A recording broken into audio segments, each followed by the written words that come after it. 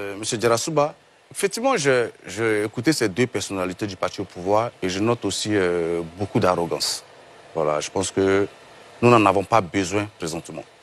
Mais concernant le porte-parole du gouvernement qui mettait en garde éventuellement les fauteurs de troubles, je suis bien d'accord.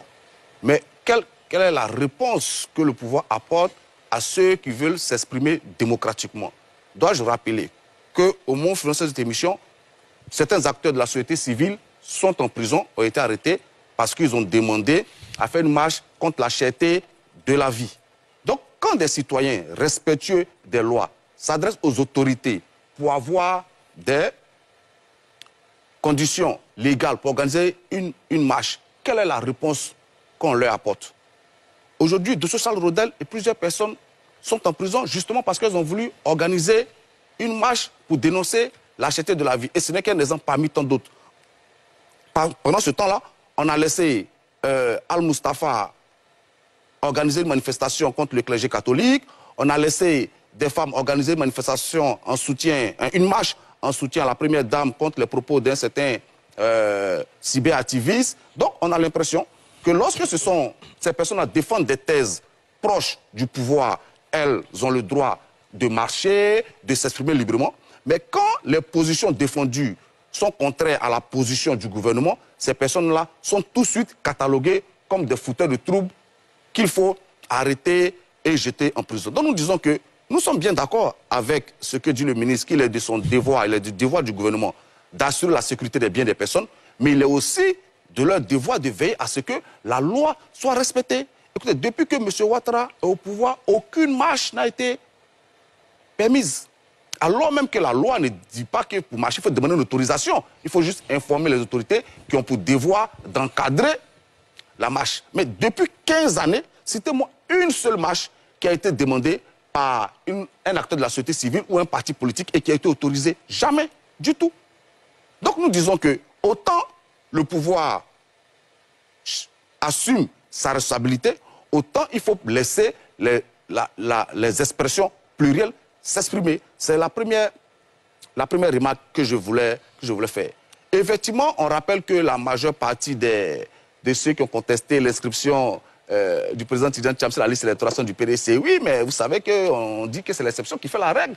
Je me rappelle que mon ami Kokora Nzi, qui vit aux États-Unis, à qui le RDR a payé un billet d'avion pour rentrer faire quelques plateaux télé, était parmi les personnes qui ont contesté la nationalité. Donc c'est un cadre du RHDP.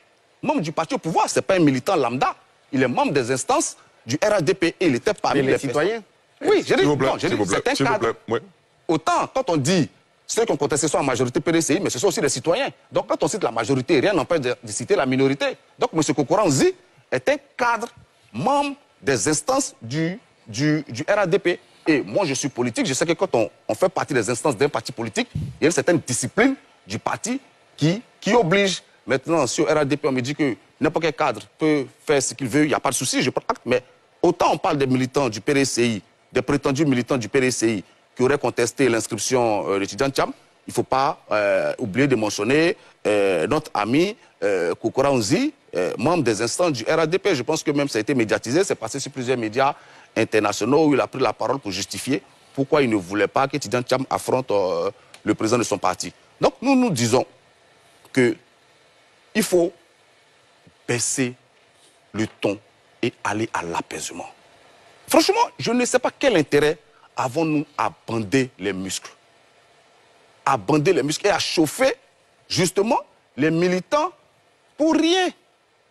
Parce que quand on dit aux gens, j'ai vu la campagne qui est menée par le parti au pouvoir pour dire aux Ivoiriens, si les leaders politiques vous appellent pour aller dans la rue, je pense que le ministre Adjumani l'a répété, demandez à ceux qui partent avec les femmes et les enfants.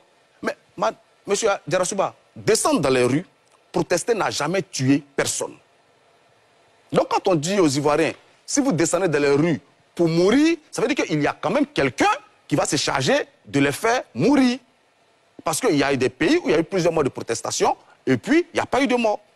Donc quand les gens descendent dans les rues pour manifester, ils ne le font pas pour un quelconque individu, ils le font pour exprimer leur mécontentement. Après, on est d'accord avec eux ou pas, mais il appartient toujours à l'État d'assurer la sécurité des biens et des personnes, et y compris des marcheurs. C'est cela que je tenais arrive. Donc, il ne faut pas que le gouvernement ait un discours qui tend à faire peur aux personnes qui veulent s'exprimer,